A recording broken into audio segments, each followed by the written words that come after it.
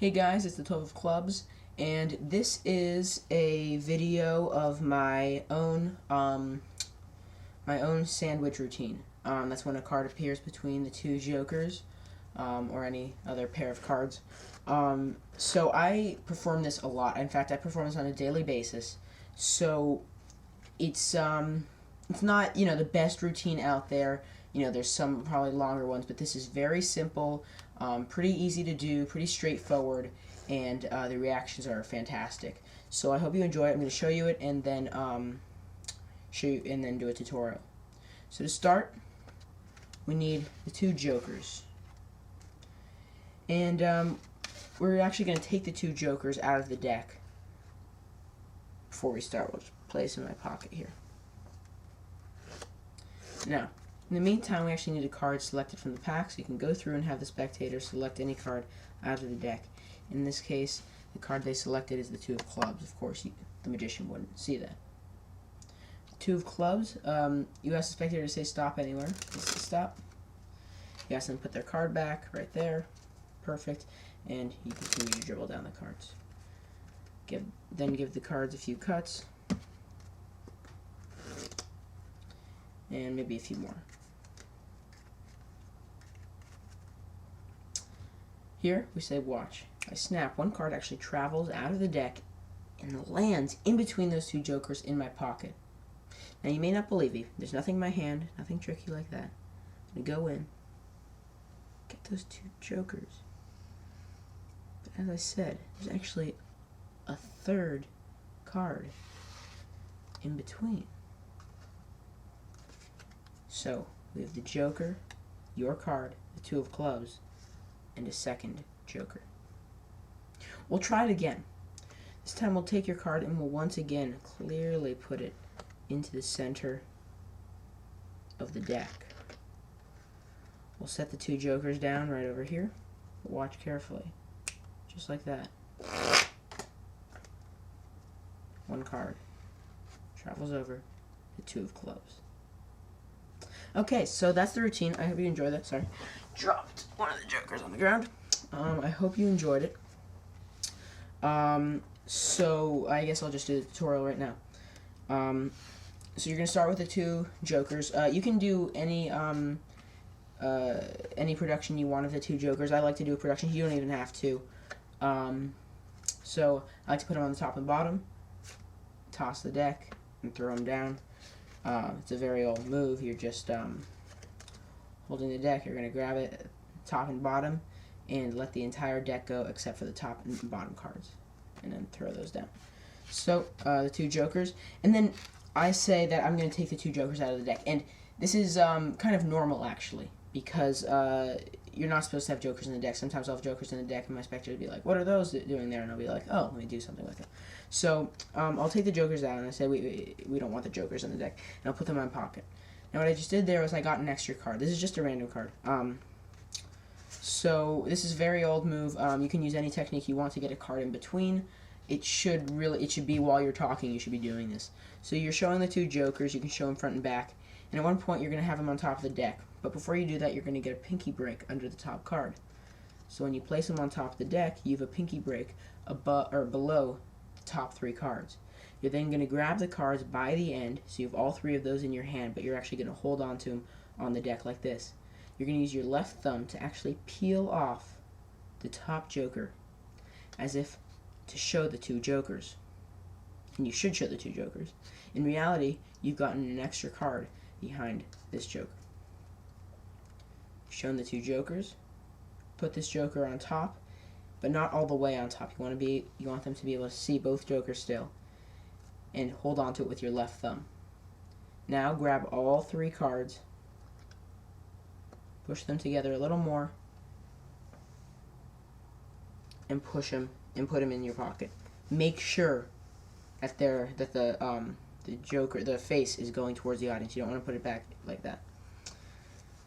Okay, so you've just successfully put a card in between. Of course, that's not their card. You're going to have their card selected. And what I like to do is I riffle down. I dribble the cards. They can say stop anywhere. Wherever they say stop, I let them take a look at their card. I hold the deck open like this. They're going to look at their card. Remember, in this case, it's the Eight of Hearts. Then I ask them to put it back right here. They do so, and then I continue dribbling the cards. Now what I'm actually doing here is I'm dribbling the cards in a specific way to keep a break, to actually keep a break above this card, their selection. So what I'm actually doing is, instead of dribbling right on top just like that, I'm actually going to dribble the first few cards to the back a little bit.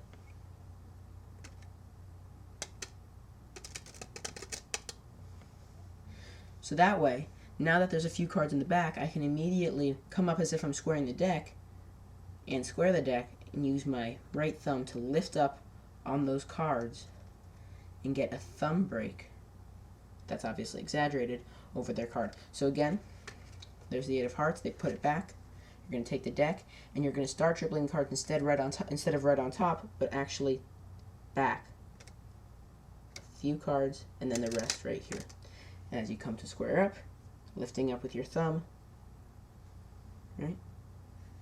Pushing just like that and getting that break with your thumb.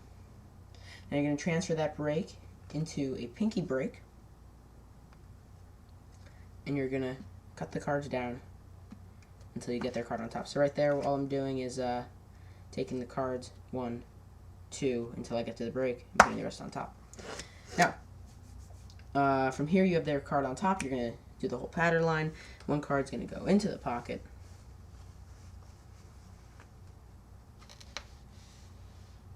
And you can show. If you don't have a table, you can obviously just hold it and show.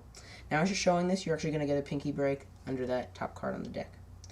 Now, I show the card, and now I square up all the cards, and I have a break below the top 4 cards. I do that same grip that I did before, grabbing by the edges with my thumb and my middle finger, and I drag off the first card. So it's the exact same thing almost as last time, except this time I'm showing a selection instead of the B, instead of the Joker. So this is a strange move. It doesn't really make sense, but it works for spectators' eyes. So you're going to drag off the first card. You're then going to show this card.